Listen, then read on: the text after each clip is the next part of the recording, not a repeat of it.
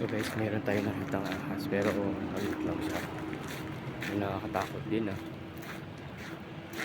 Nakatakot din yung sura ng ahas guys. So may mga ahas talaga siya.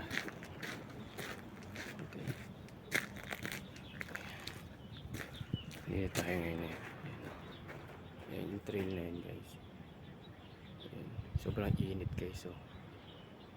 Ayan. So punta tayo sa ewan ko saan to guys.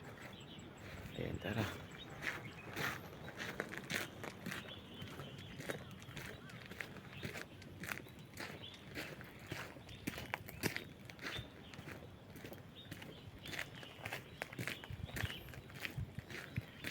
Kaya ingat-ingat din talaga kapag nag-hiking kayo dito kasi talagang meron at merong ahas kang makikita tulad nun.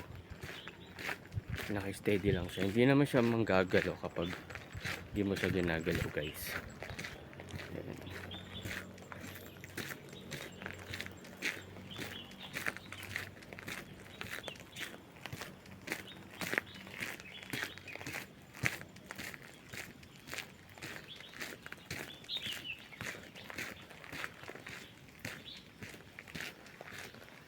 May tubig guys.